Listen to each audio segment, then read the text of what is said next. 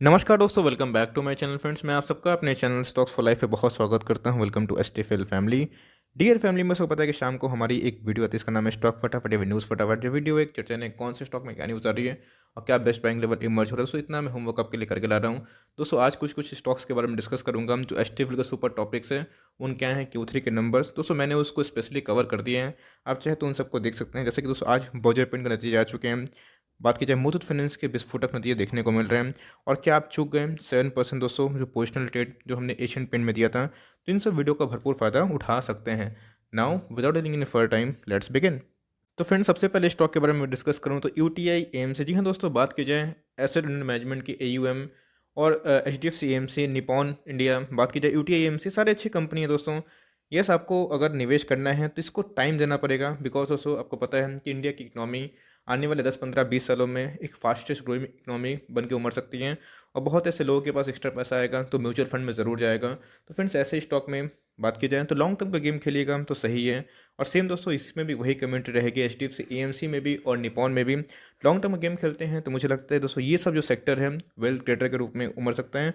आज की बात की जाए तो फ्लैट दिखाई पड़ रहा है, बिलो 530 एक बाई हो सकती है। लेकिन दोस्तों अगर मैं मानूँ तो आपको मार्केट लीडर को समझाना चाहिए। अगर आपको मिलता है सही भाव में एचडीएफसी एएमसी निपॉन, तो आप उन सब पे निवेश कर सकते हैं। यूटीआई एएमसी आपके पास है होल्डर इन कंटिन्यू। लेकिन फ्रेंड्स बात की जाए मेरे व्यू की तो ऑफकोर्स कंपनी अच्छी है, आप चाहे तो लॉन्ग टर्म का होल्ड भी बना सकते हैं। गाइस आईटीसी में बीच में बहुत रौनक देखने को मिली थी और इसने अपने फ्रेश 52 वीक हाई को टच किया था। उसके बाद बात की जाए जो ऑल टाइम हाई को तो ब्रीच नहीं कर पाया, लेकिन दोस्तों अपने में ही बहुत बड़ी बात है, लो बीटा वाला स्टॉक है और अपने बॉटम से बहुत ज़्यादा भाग चुका था। तो दोस्तों इनके आने वाले हैं Q3 के नंबर्स। और दोस्तों कब, परसों के दिन 11 तारीख को। तो आज आपको पता है कि निफ्टी में थोड़ा सा प्रॉफिट बुकिंग देखने को मिला, तो उसमें भी वही सेम कहानी देखने को मिली। आज की हाई की बात की जाए तो 239 के लगभग देखने को मिला था दोस्तों। उधर पे जाने के बाद रिट्रेसमेंट देखने को मिला। करना क्या है, निकल जाऊँ क्या? ऑफकोर्स नहीं दोस्तों, चाहे तो लॉन्ग टर्म का होल्ड कर सकते हैं। और मुझे लगता है कि आपको एटलीस्ट आईटीसी को 1 साल का समय देना पड़ेगा। जहाँ पे टाटा मोटर्स की बात की जाए, बाकी दोस्तों बहुत ऐसे स्टॉक्स की, इवन स्टील सेक्टर भी इतना भाग रहे हैं, तो इसमें दोस्तों रैली बहुत ड्यू है। अभी भी रैली जो आई है वो कुछ नहीं है। आने वाले टाइम में दोस्तों मुझे लगता है कि 1 2 सालों में ये ज़रूर आउट परफॉर्म कर सकता है बेंचमार्क को। तो बहुत दोस्तों ध्यान वाली बात होगी, बिकॉज कुछ डिविडेंड भी अनाउंस कर सकते हैं मार्केट में, ऐसे न्यूज़ है 11 फेब को। तो आपको दोस्तों जरूर ध्यान देना चाहिए। और मेरे हिसाब से आपके पास है, इसको लॉन्ग टर्म तक होल्ड करिए, आपको दोस्तों अच्छा खासा वेल्थ क्रिएटर बना सकता है ये कंपनी। बीपीसीएल की बात की जाए तो डाइवेस्टमेंट का बात देखने को मिल रहा है, तो दोस्तों हो सकता है कल इसमें एक रैली देखने को मिले। और जितना डाइवेस्टमेंट का प्रोसेस देखने को मिलेगा, आपको पता है गवर्नमेंट को 2.1 लाख करोड़ का डाइवेस्टमेंट करना है। तो कैसे इतना डाइवेस्टमेंट अगर होगा तो एलआईसी का आईपीओ पे जाएगा, तो भाई बीपीसीएल को बेचना ही पड़ेगा। और डाइवेस्टमेंट का जितना न्यूज़ आएगा दोस्तों, तो उतना ज़्यादा स्टॉक में वोलेटाइल मूवमेंट देखने को मिलेगा। आपके पास है होल्ड एंड कंटिन्यू, लॉस में मत बेचिएगा, लेकिन यस लॉन्ग टर्म तक होल्ड करिए। लेकिन ऐसे स्टॉक दोस्तों जो न्यूज़ बेस पे चलते हैं, यस कंपनी खराब नहीं है, लेकिन जो न्यूज़ बेस पे चलते हैं वो बहुत ही खतरनाक होते हैं। आप चाहे तो एंट्री कर सकते हैं, लेकिन उसमें मैं इसको रिकमेंडेशन नहीं देता। तो गाइस बहुतों को समझ में नहीं आ रहा है कि वोडाफोन आइडिया इतना स्ट्रॉन्ग क्यों बना हुआ है। कुछ दिनों से बात की जाए, आप देख सकते हैं कि हरा में ही ट्रेड होता हुआ देखने को मिल रहा है। मार्केट भी प्रेशर में था, लेकिन फ्रेंड्स ये हवा में तेज था। ऐसा क्यों? तो 13 फरवरी को दोस्तों इनके नतीजे आ रहे हैं। जी हाँ दोस्तों, आपको पता नहीं होगा, मे भी आपको मैं इन्फॉर्म कर दिया। इसको चाहे तो अपने वॉच लिस्ट में लगा सकते हैं, लेकिन यस इसमें ट्रेड नहीं करना है और ना ही पोजीशन करनी है। अगर आपको रिस्क लेना भी है तो भारतीय एयरटेल पे जाइए, मार्केट लीडर दोस्तों ऐसे उम्र है और जियो को भी टक्कर दे रहा है। इस पे दोस्तों मुझे फ्यूचर उतना सुनिश्चित दिखाई नहीं पड़ता है। साइज छोटा है इसलिए ऐसा नहीं है कि भाई मल्टी बैगर ही होगा, लेकिन यस आप चाहिए क्वालिटी स्टॉक के पास, वो अच्छा ऑप्शन देखने को मिल सकता है। भारतीय एयरटेल दोस्तों मुझे लगता है कि आउट परफॉर्म करेगा। आपके पास रिलायंस जियो के बाद भारतीय एयरटेल एक ऑप्शन बन सकता है। वोडाफोन आइडिया को चाहे तो अवॉइड कर सकते हैं। 13 तारीख को नतीजे हैं, इनको दोस्तों जरूर देखिएगा।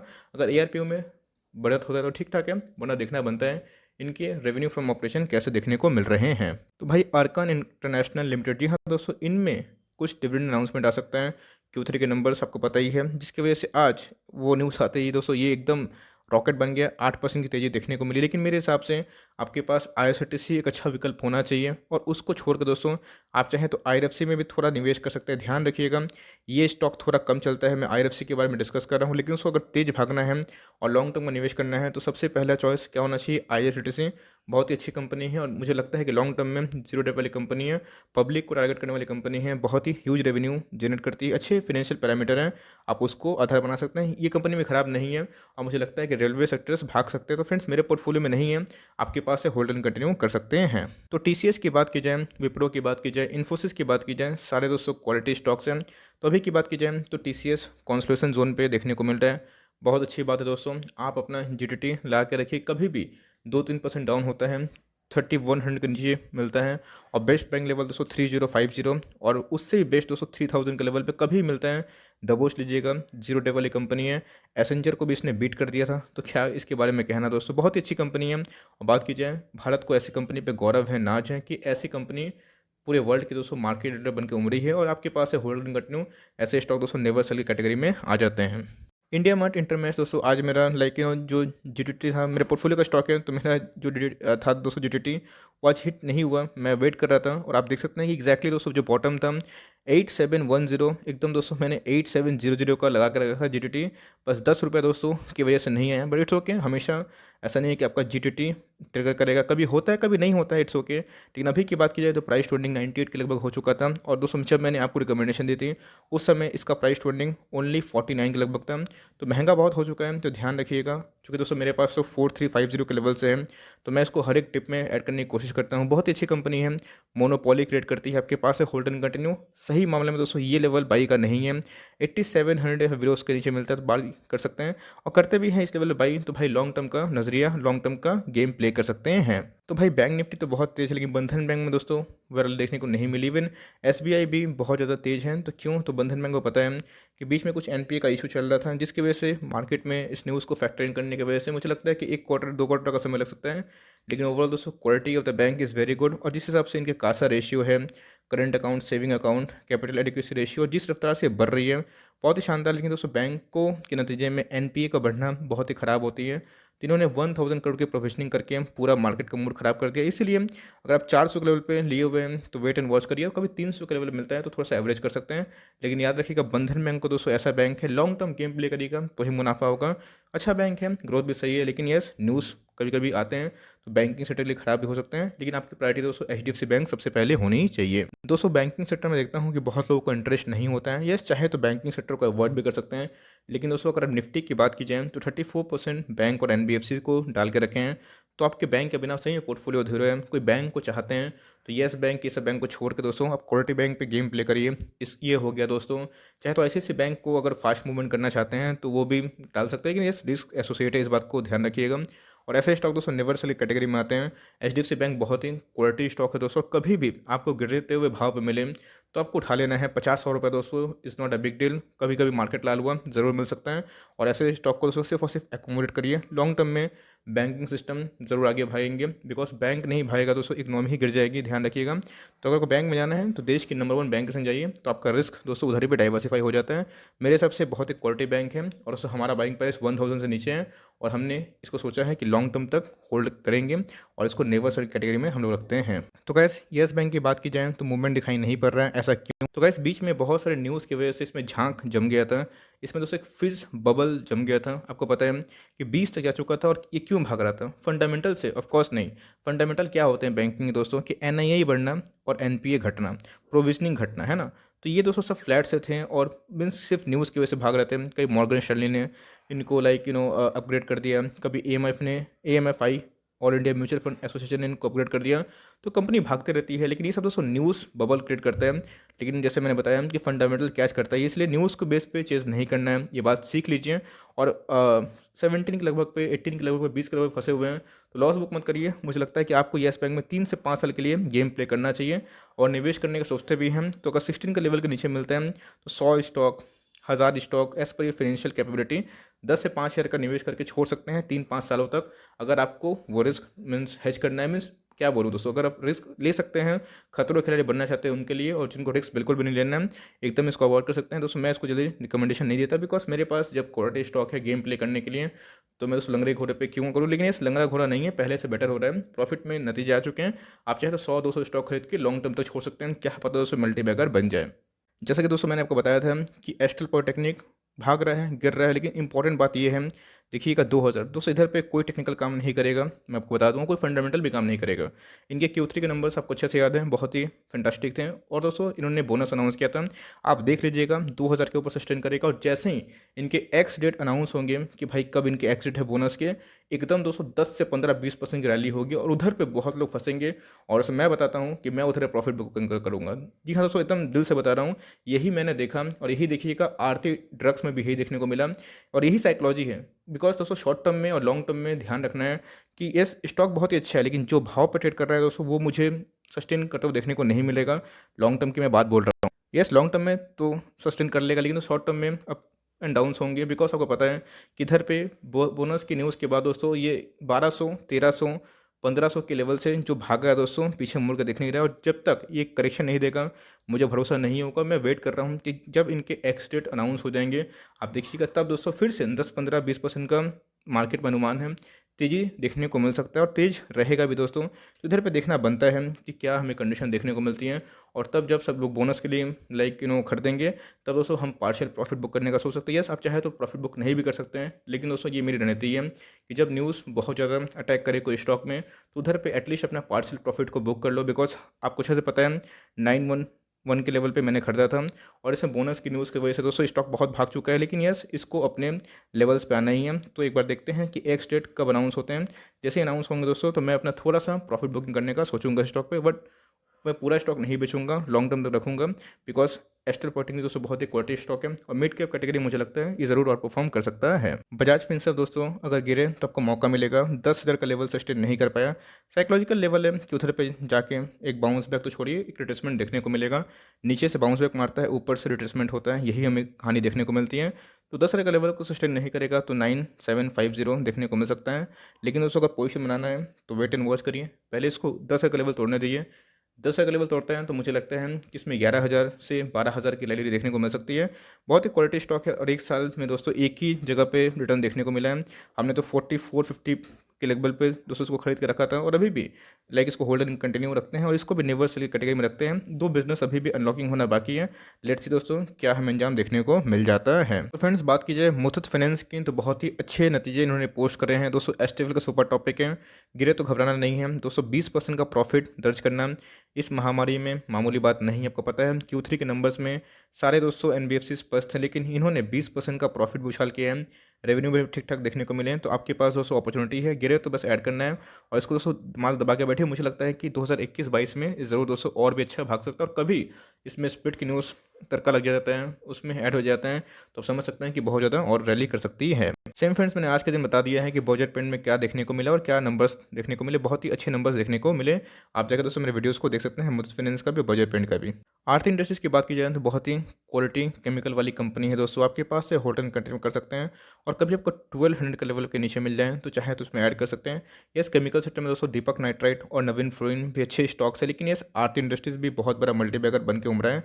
आप चाहे तो इसको भी कंसिडर कर सकते हैं दोस्तों, ये भी एक अच्छा बाई हो सकता है। तो भाई SBI कार्ड पेमेंट चला ब्रेकआउट की तरफ, और दोस्तों 1000 के लेवल पे सर्वाइव करना, उसके ऊपर इसमें और जान फूकता है। और ज़रूर दोस्तों ये 1000 क्रॉस करने के बाद 1100, और 1100 से दोस्तों 1200 आपको 3 महीने के अंदर देखने को मिल सकता है। बहुत ही क्वालिटी स्टॉक है दोस्तों, एकदम माल दबा के बैठे, इसको नेवर सेल कैटेगरी में रखिए। 10 साल में दोस्तों आपकी बुढ़ापे की लाठी बन सकता है SBI कार्ड एंड पेमेंट। तो भाई बर्गर किंग के आ चुके हैं नतीजे। जी हाँ दोस्तों, बर्गर कोई खा नहीं रहा है, ऐसा मैं क्यों बोल रहा हूँ। तो बर्गर किंग के नतीजे देखें तो रेवेन्यू में फॉल्स था, और बात की जाए कंपनी ने 28 करोड़ का नेट लॉस पोस्ट किया है, जो पहले 21 करोड़ से था। तो इधर पे देखना बनता है कि कंपनी कैसे ओवरकम करती है। तो आज रिजल्ट के पहले एक बाउंस बैक देखने को मिला। मार्केट में पहले अनुमान था कि रिजल्ट नेगेटिव में आएंगे, लेकिन मेरे हिसाब से कुछ ज़्यादा ही नेगेटिव में आ गए हैं। लेट्स सी कि मार्केट कैसे रिएक्ट करता है, इसको दोस्तों अभी अवॉइड करना ही बेटर होगा। तो SBI लाइफ की बात की जाए 4% अप था। कुछ दिन पहले दोस्तों मैंने बोला भी था कि FDI के अप्रूवल के बाद 49% से जो स्टेक तो 74% हो चुका है, तो सीधा ऐसे स्टॉक को बेनिफिट मिलेगा। आपके पास अभी मौका है दोस्तों, चाहे तो थोड़ा थोड़ा माल उठा लीजिए। ये और HDFC जो लाइफ है दोस्तों, SBI लाइफ और HDFC life, Bajaj Finserv, ICC Lombard, ये सब दोस्तों टॉप पिक वाले बाई है अपकमिंग 10 से 15 सालों के लिए। एकदम जी हाँ दोस्तों, खुल के बोल रहा हूँ कि चाहिए, और एचयूएल में माल उठाना शुरू करिए, और एक बार में जाकर बल्क निवेश मत करिएगा। हर एक फॉल पे, हर एक 50 के फॉल पे 10 share as per financial capability. ये दोस्तों स्विंग ट्रेड कॉल है, जैसे कि मैंने एशियन पेंट पे दिया, और 7% का मुनाफा बस 2 दिन में हुआ है। आप दोस्तों हिंदुस्तान यूनिलीवर को भी कंसिडर कर सकते हैं। डबल बॉटम देखने को मिल रहा है, और क्या पता दोस्तों ट्रिपल बॉटम के बाद एक डाउन साइड हो, और जितना ज़्यादा गिरे उतना आपका MOS का लेवल बढ़ते ही जा सकता है। बाटा इंडिया की बात की जाए तो बहुत ही क्वालिटी स्टॉक है, और बात की जाए इनके नंबर स्कीम तो ठीक ठाक दिखाई पड़ते हैं। तो आप चाहें तो इसमें निवेश कर सकते हैं, लेकिन यस लॉन्ग टर्म के लिए करिएगा। लेकिन दोस्तों इससे अच्छा सब्स्टिट्यूट हमें रिलैक्सो फुटवेयर्स दिखाई पड़ता है, आप उस पर भी निवेश करने का फिराक हो सकते हैं। तो रिलायंस की बात की जाए दोस्तों, और बात की जाए एफ रिटेल की, जी हाँ दोस्तों, आपको पता है कि आज हाई कोर्ट ने जो स्टे ऑर्डर था कि इनके जो डील नहीं हो सकते हैं उनको लिफ्ट कर दिया, और हाई कोर्ट को भी लगता है, मीन्स दिल्ली हाई कोर्ट को, कि ये जो अमेज़न कर रहा है, बिल्कुल भी फालतू का रंगा लगा रहा है, ऐसा कुछ नहीं होना चाहिए और अनएथिकल है। इन्होंने कोई भी लॉ को ब्रीच नहीं किया था, तो उस हिसाब से मे भी दोस्तों इनमें रिलीफ देखने को मिला। और आपने देखा कि कैसे एफ रिटेल में दोस्तों 10% का अपर सर्किट देखने को मिला, लेकिन एफ रिटेल अभी भी अवॉइड है, बिकॉज पता नहीं दोस्तों कभी कभी अमेज़न पागल हो जाता है, कहाँ कहाँ से तकरीब निकाल के दोस्तों परेशान करने की कोशिश करते हैं। रिलायंस की बात की जाए तो अच्छी कंपनी है और दोस्तों अभी भी मौका मिल रहा है, आप चाहे तो निवेश करने का सोच सकते हैं। दिमाग में बैठाइए फ्रेंड्स कि गिर सकता है ज़्यादा से ज़्यादा तो 200 पॉइंट की गिरावट होगा, लेकिन भागेगा तो फ्रेंड्स 400 पॉइंट का अपसाइड पॉसिबल है। तो 1:2 का रेशियो खराब नहीं है, तो इंस्टॉलमेंट में निवेश करिए दोस्तों। और ये बाइंग लेवल सही है, और मैं देख रहा था चार्ट पे 1850 से लेकर 1875 ये इसका अल्टीमेट बहुत ही ह्यूज डिमांड सपोर्ट जोन है। तो अगर आप थोड़ा वेट करना चाहते हैं तो वेट कर सकते हैं। 1900 के लेवल पे बाइंग स्टार्ट कर दीजिएगा, और कभी इस लेवल पे गिरे तो चाहे तो थोड़ा सा और बाइंग को बढ़ा सकते हैं। और कभी तो आपको 1700 का लेवल मिल गया ना, तो उसको दबोच लेना है, एकदम लपेट लेना है। बहुत ही क्वालिटी स्टॉक है, 10% का वेटेज दोस्तों निफ्टी में अकेला रिलायंस ही लेके है, तो आप समझ सकते हैं कितना बड़ा वेटेज हमें देखने को मिलता है। आज की बात की जाए तो फ्लैट देखने को मिल रहा है, बट बहुत ही क्वालिटी स्टॉक है। आप चाहे तो एफ को अवॉइड कर सकते हैं, और जो फंसे हुए हैं एक और बाउंस आएगा तो निकलने की आपकी रणनीति। तो गाइस बात की जाए एशियन पेंट्स की, तो भाई बहुत ही क्वालिटी स्टॉक है। आपको पता है दोस्तों एशियन पेंट नेवर सेल वाला स्टॉक है, और एकदम क्लियर कट दोस्तों 6 से 7% हमने बस 2 दिनों में ही कमाया, मंडे से लेकर ट्यूसडे में। और यही होता है क्वालिटी स्टॉक में, आप स्विंग ट्रेड भी करते हैं तो मुनाफा होता है, और लॉन्ग टर्म का इन्वेस्टमेंट भी चलता है। तो बहुत तो बोल लेके सर प्रॉफिट बुक कब करें, मैं चार्ट पर देख रहा था 2500 सर्वाइव करता है, 2550 और 2575 देखने को मिल सकता है। 8 से 10% स्विंग ट्रेड के लिए बस 2 दिन में बहुत काफ़ी होता है, ज़्यादा लालच नहीं करना है, प्रॉफिट बुक करते चलो। शॉर्ट टर्म वाले प्लेयर है तो 8 to 10% is enough, more than enough I guess. भाई आपको 1 साल का एफडी 1 दिन में ही मिल रहा है। लेकिन जो लॉन्ग टर्म निवेशक है क्या करें, यस जो लॉन्ग टर्म निवेशक है हर एक डिप बाई है। आई होप आपने बाई किया था, कमेंट बॉक्स में जरूर बताइएगा कौन कौन ने बाई किया था मेरे कॉल को देख के। आज हमें 4% की अपसाइड दिखाई पड़ रही है, इसलिए दोस्तों मैंने आपको दिखाया भी सिखाया भी है कि डब्ल्यू पैटर्न दिखाई पड़ रहा था, डबल बॉटम, इसलिए दोस्तों उधर बाई कॉल था। और इन सब टेक्निक्स को जाकर जरूर सीखें। मैंने आज के दिन स्पेशल कवरेज करी है एशियन पेंट्स के ऊपर। आपके पास है hold and continue for long term, short term वाले चाहें तो 50 रुपये का और एक बाउंस पे अपने प्रॉफिट को बुक कर सकते हैं। भाई बालाजी एमाइंस अच्छी स्टॉक है, बात की जाए मैं कभी इसको कवर करूंगा। आज 14% अप है। एल्केल एमाइंस आपको पता है दोस्तों कि अच्छा और स्टॉक है, उन्होंने अपने स्प्लिट को अनाउंस करा था और अच्छे नंबर्स Q3 के पोस्ट करे थे। और बालाजी एमाइंस भी कम नहीं है, काफ़ी बेहतरीन स्टॉक है। नंबर्स काफ़ी दोस्तों इन्होंने अच्छा शानदार पोस्ट किया, जिसकी वजह से 15% के ऊपर रैली थी। यस इसको देख के अब लालच में मत आइएगा, 2 दिनों में ही एफडी का रेट आ चुका है 2 सालों का। तो एनीवेज दोस्तों इनके नतीजे ठीक ठाक दिखाई पड़ रहे थे, और मीन 71% ईयर टू ईयर ठीक ठाक नहीं काफ़ी अच्छे होते हैं। तो मैंने इसको कभी कवर स्पेशली किया नहीं, लेकिन 14% की जो तेज़ी है दोस्तों ऑफ कोर्स कुछ बताती है, तो मैं कवर करूंगा। लेकिन दोस्तों एक चीज़ ध्यान दीजिएगा, रिटेल पार्टिसिपेंट 44% के लगभग है, जो थोड़ा सा थ्रेड दिखाई पड़ता है। इसलिए इसको ट्रैक करिए, अपने वॉच लिस्ट में डाल लीजिए। 4400 करोड़ की मार्केट कैप है, छोटी कंपनी है। तो अगर मार्केट के ऊपर दोस्तों अगर नज़र पड़ गई इसके ऊपर, तो हो सकता है कि कभी लाइक और ही भाग जाए। दिखना बनता है कि एफ और डी क्या रोल प्ले करते हैं। So for timing that's the end of the stock फटाफट सीरीज। आई होप दोस्तों इस सीरीज आपके लिए हेल्पफुल है, टाइम सेविंग है। अच्छा लगता है एफर्ट, एक लाइक कर दिएगा, चैनल फर्स्ट टाइम तो याद से सब्सक्राइब भी करिएगा। फर्दर कोई डाउट है उसको ड्रॉप कर सकते हैं, और कोई स्टॉक का रिव्यू चाहिए उसका नाम भी ड्रॉप करिएगा। I would love to make a video on your demand. तो गाइस मिलते हैं जल्दी, तब तक के लिए bye, thanks for friends, God bless you all.